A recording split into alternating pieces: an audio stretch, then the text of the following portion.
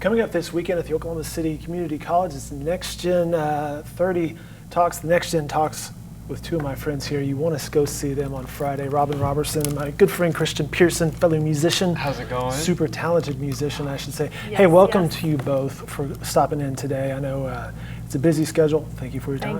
Thank you. Excited to be here.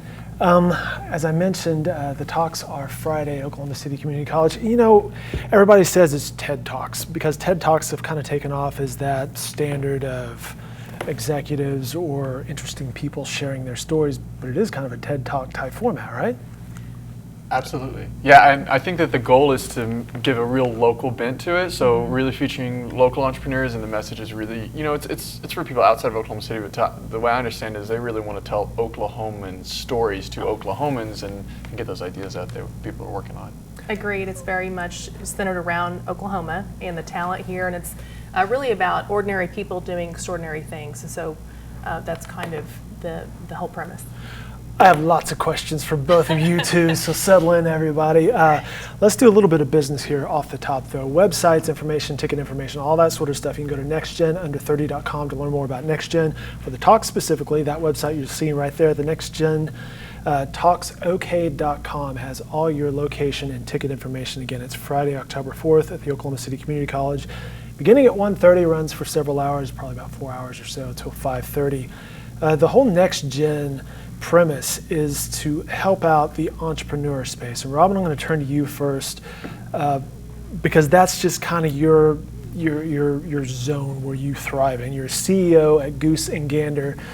You are the goose of Goose and Gander. Tell us about Goose and Gander. Yeah, so I recently exited We Go Look, and that was a wonderful decade. But my business partner, Kenneth Knoll, and I have now spread our wings and have started a boutique consulting company, but also little known to Oklahoma because we just soft launched this last week. We also now are bringing a whole new technology platform to the state called Build Array. All right, so I got to ask you about that. If you're going to drop some brand new knowledge on us, tell us more about that. I know, it's hot. Yeah, so it's basically an all-encompassing data collection platform. We're already seeing, it's a low-code, no-code type platform, so there's a lot to talk about here. But we're already seeing early success with Walmart in South Africa. We're on-prem with Fred Olsen Cruise Lines, working with some solar wind farms. So it's very exciting. We're kind of digitizing, and it doesn't sound very sexy, but it's very important to do these things. There are still a lot of manual processes, so we have an amazing platform for that. So let's unpack some of the things you just talked about there. Everything you mentioned there tells me that you've done some networking, which is kind of what NextGen is about, is the entrepreneur. You build that by networking, by knowing people, people getting to know you, but there's an art to that. I agree, and I do think it is about relationships, right? And it's about really caring about your customers, but also helping your contacts when you can. So last week we were at ITC InsurTech Connect out in Vegas, and I had a lot of people there calling me the den mother of InsurTech, which I don't know how I feel about that, but I guess it's great. Is this good? It's good. We're going to go with good. Yeah, no, it was great. But exciting because, you know, especially in a male-dominated industry, to really kind of help bring all the different players from around the world together. I definitely took that as a compliment, but it's definitely about the relationships, agreed. How did you get where you are? By the way, gooseandgander.co is the website to learn more about Goose and Gander. Small town, you mentioned We Go Look, you sold that for millions of dollars. How'd you get from rural to millions of dollars to on to the next thing? Well, if you come Friday and listen to my talk. Here we go, nice. I will tell you all about it. No, seriously. One thing I'm very passionate about is all of the talent that we have in rural Oklahoma. So there are some things that I will be talking about that I have never talked about en masse before.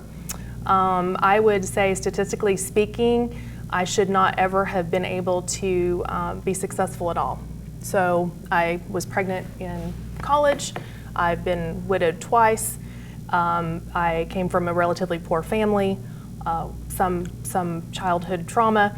So, you know, it's really about, I think, the grit and determination here that we have in the state, along with obviously tons of talent in all different areas. And that's what I love about NextGen, is bringing everyone from all these different faces together. Very interesting. We're going to turn to Christian now. But again, Friday, 1:30, Oklahoma City Community College. Come hear what Robin has to say, learn more about this story. that I'm interested to learn more about now. She's been hiding the story on us. I had to tease you. You have to come see. We mentioned talented people. Christian, you can see him at the Skirvin Hilton at the Red Piano Lounge every Friday night at 10 p.m. You kind of spun a business out of this called OK Sessions. Tell us more about that. Yes. Well, first, I want to say you can hear David Wednesdays at the Skirvin as well. So Full disclosure, right? Yeah, buddies. But yeah, so OK Sessions is focused on building live music culture in Oklahoma City. From that, we have a few business lines and a few business lines we plan to open up. But the thing people really need to know is I care about this being a great music city. I think that music does amazing things for community, socially and culturally, but also economically. And I think there's a lot of studies that back that up. So I think this is something it's an opportunity we can't pass up as Oklahomans. We have a pool of really incredible musicians who, in the past, their story has not really been told. Maybe in the way that it needs to for us to utilize that resource, I guess, of the talent that they can bring. The best way I can illustrate that is I think we have great coverage for sports. You can see it on every channel, radio, TV, etc., and that's great. We have an amazing culture. Like, look at what the Thunder has done for OKC. That is beautiful. That is amazing. The way it brings people together and how it's stimulated, made us a real city. Okay, so now look at music, another big entertainment thing. Well, we've got people who play music the way our Thunder players, can work that chord. You know what I'm saying? Sure, a lot of talented cats here. So we've got that, but where's the music media source, right? Are we plugged in the same way to know what artists are creating and what shows are happening? And that goes for local artists and it goes for touring acts. We don't quite have that same infrastructure here yet, but all it takes is we don't have to really do anything too crazy there. We just have to put that together. So one thing OK Sessions is trying to tackle is creating a reliable media source to know what's going on. That's not all we're doing, but that is probably the most important thing because it affects all the players in the local music industry as we move towards being a city on the move even more than we are now. We got to have that media source to tell people about what's going on in that industry. You can find more information, his website, oksessions.com, with all the deets on that. How can fellow musicians get involved and what should they be doing to help themselves and participate? Sure. Musicians should follow us on social media and join Amplify. Amplify is our megaphone for the music scene. So, of course, for us to tell people what's going on in the music scene, we have to go get that information. And, it takes a lot of effort and overhead for us to go find all that info. So we create an easy gateway called Amplify. Musicians can sign up at oksessions.com/amplify, or you can Google it to join our email list for artists. And we have instructions on that webpage about how to submit your music news to us so that we can share it with the world. And side note, no pun intended, I attended one of his sessions recently down at the Plaza. Christian brought in a touring group from Dallas, and it was just phenomenal. So I would encourage everyone to follow, and we have so many extraordinary venues and opportunities for musicians. So get out there. It's the weather's getting cooler. Get out to the patios and enjoy, right? Absolutely. I have a question for both of you, and it relates to the gig economy. The gig economy kind of came up 5-10 years ago, and musicians have been forefront of the gig economy for decades, forever. But this is a space you also play in. My question to you both, what does the gig economy look like these days, and how has it changed over the past 5 or 10 years, whether that be the emergence of technology or just people getting organized?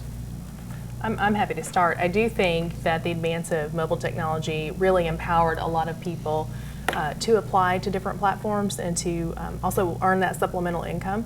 If you think about it, Grubhub, Postmates, those type of services did not exist until, of course, Uber and Lyft and those type of ride-sharing technologies were created. So you start thinking about what could be next. I mean, I can see you guys, dueling pianos, but then also creating maybe a new app for on-demand musicians. I mean, how cool would that be to go in and match a musician to what type of event you're having or what kind of music you like.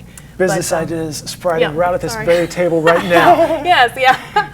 But I also say that if you're familiar with some of the legislation that is trying to be passed out in California, where they're really kind of honing in on, our gig economy workers, the sharing economy, is that more of an employer relationship versus contractor? So there's some scrutiny on it right now. We'll see how that kind of shakes out. In California, everyone feels like it's going to pass, and that'll kind of change a little bit as that does. But I think it's definitely here to stay. I mean, everybody, it's consumer driven. Absolutely, I agree 100%. And I think the music industry has always been a gig economy, but the reality is to have a great music scene, you need a lot more than just musicians. One thing that I really want to get all of Oklahoma hip to, including the government and the chamber and everybody who has a vested interest in the economic success and the job market here, is the music industry is big business. I mean, we're not talking about, I mean, it's a huge thing, especially if you can successfully bring that to a city. And what we really care about is I think in a gig economy, you can really create a lot of community rather than having a company with a bunch of employees that sort of have their space where they have they have community through the water cooler or whatever else, which is cool, and I've done that and I like it. But there's something really special about everyone sort of having opportunities to contribute to something, especially public like music. When the college student gets to go submit articles about what's going on and learn, in that they're learning professional skills like digital marketing and media and that sort of thing, but getting paid to do that for something they love. And the net result of that is us being able to walk out into our city and see vibrant, amazing cultural experiences and meet with people and be around people that are outside of our bubble or people we don't normally hang with.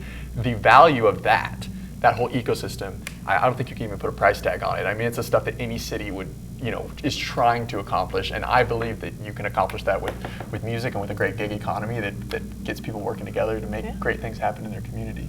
All right, get you out of here real fast. Christian, your talk on Friday, a little bit about what you're going to talk about? I will be talking about building live music culture. So I will be touching on the economics of it, but a lot of it is truly about how music affects an individual, how it affects a group of people, and how it affects a city, a state, or a nation. And so I'm trying to convince people on all levels, right brain, left brain, you name it. That's what my talk will be about. You gonna bring a keyboard out there? I'm gonna be playing a Steinway grand piano for my intro. So yeah. Nice, very nice. All right, again, how can people get involved? OK Sessions.